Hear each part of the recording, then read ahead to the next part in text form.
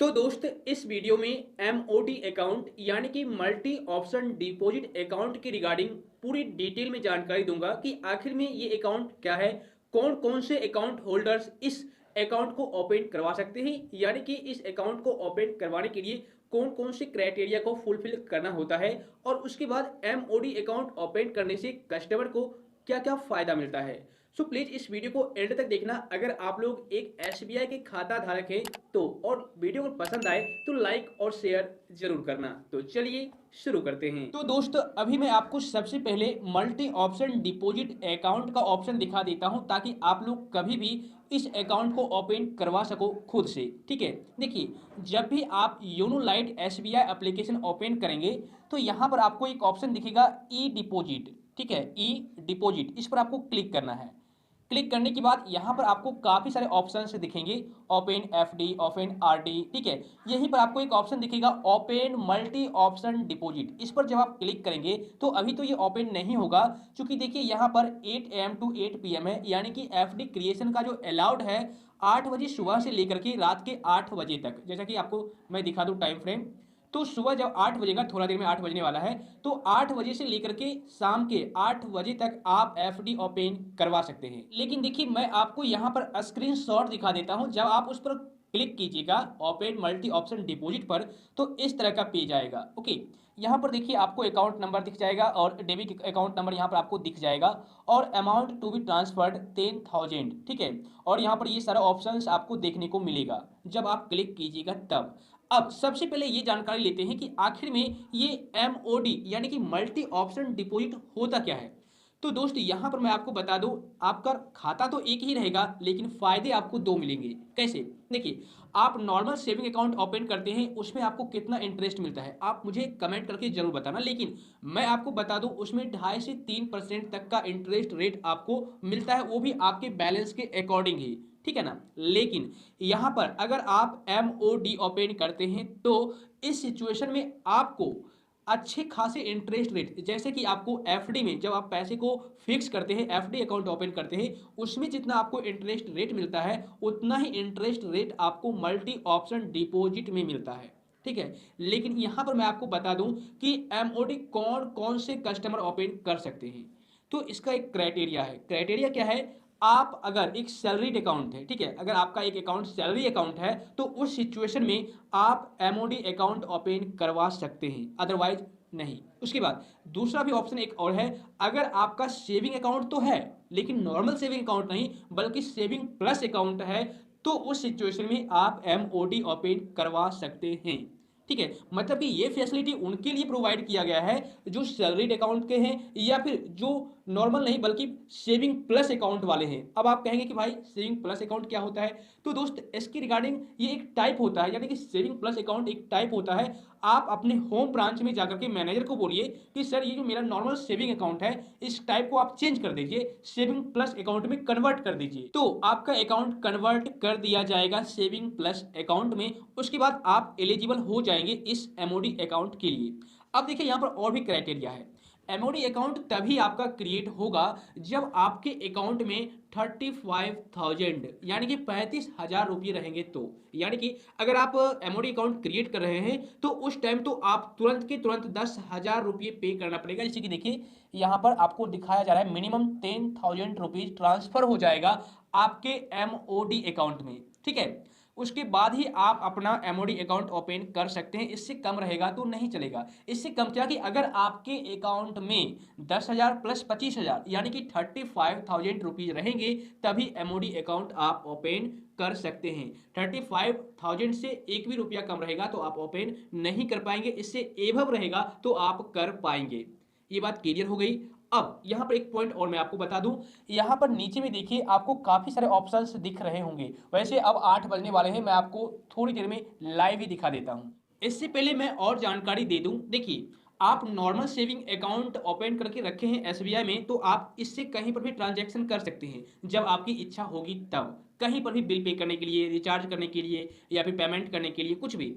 लेकिन अगर आप एफडी ओपन करते हैं यानी कि फिक्स्ड डिपॉजिट करते हैं अपने पैसे को, तो उस सिचुएशन में आपको एक बार पैसा फिक्स करना होता है और उस पैसे को आपको एक टाइम पीरियड तक जमा रखना होता है। ठीक है, तब जाकर के आप उस पैसे को निकाल सकते हैं। उससे पहले आप उस पैसे को कहीं पर भी लेन देन के लिए या फिर पेमेंट करने के लिए, ठीक है, रिचार्ज करने के लिए नहीं कर सकते। लेकिन यहाँ पर एमओडी अकाउंट में ऐसा नहीं है।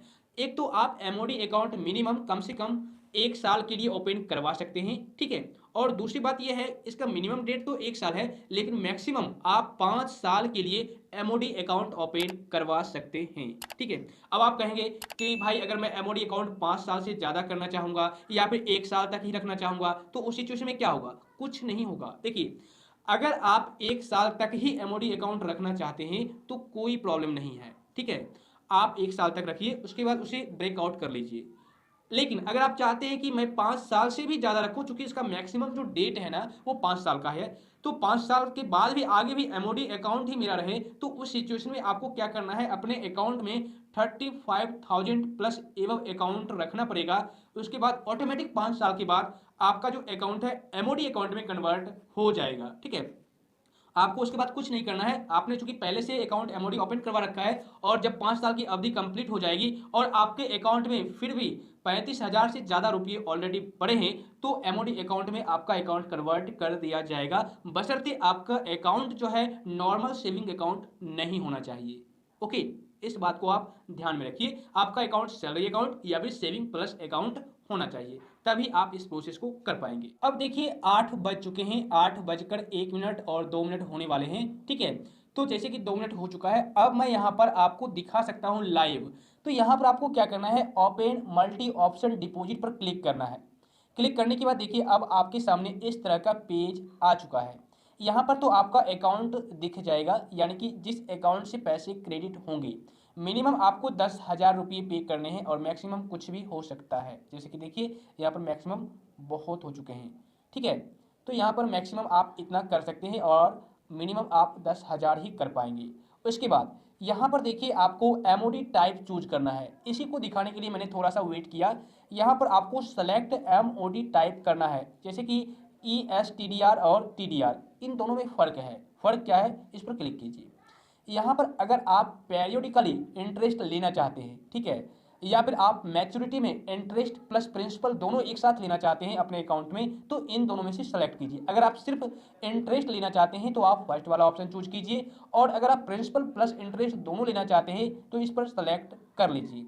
उसके बाद यहाँ पर आपको डेट सेलेक्ट करना होगा, कब आप लेना चाहते हैं, महीने में या फिर हर 4 महीने पे, 3 महीने पे, ऐसा आपको सेलेक्ट करना होगा। जैसे कि मंथ देखिए यहाँ पर 1 सेलेक्ट करता हूँ, या फिर जितने मंथ में आप लेना चाहते हैं सेलेक्ट कीजिए, ठीक है। उसके बाद यहाँ पर आपको सेलेक्ट कर लेना है।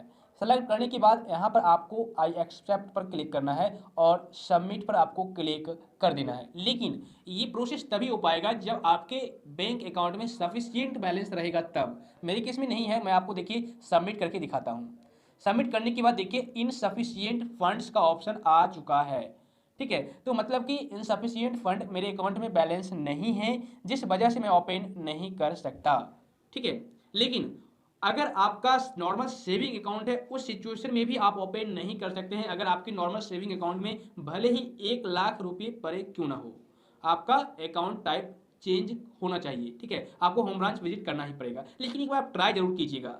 इससे फायदा है, देखिए एमओडी अकाउंट अगर आप ओपन करते हैं ना तो इसमें आपको 2 फायदा है। एक तो आपको नॉर्मल सेविंग अकाउंट से ज़्यादा इंटरेस्ट यहाँ पर मिलेगा, ठीक है। दूसरी बात, आप अगर एफडी अकाउंट ओपन करते हैं तो वहां पर आप पैसे ट्रांजैक्शन नहीं कर सकते हैं जब तक जितने दिनों के लिए आपने फिक्स करवाया है। लेकिन यहाँ पर अगर आप पैसे फिक्स करते हैं पैसा, तो यहाँ पर एक तो आपका अमाउंट फिक्स हो चुका है, ठीक है, और यहाँ पर आपको इंटरेस्ट भी एफडी के अनुसार ही मिल रहा है। जितने एफडी में मिलेगा उतना परसेंट यहाँ पर भी मिलेगा, ठीक है। और तीसरी पॉइंट ये है कि यहाँ पर से आप अगर मान लीजिए आपके सेविंग अकाउंट में पैसे नहीं है और आपको ट्रांजैक्शन करना है, लेन देन करना है, ठीक है, पैसे को रिचार्ज करना है या फिर कुछ भी बिल पे करना है, तो आप इस एमओडी अकाउंट से कभी भी कर सकते हैं।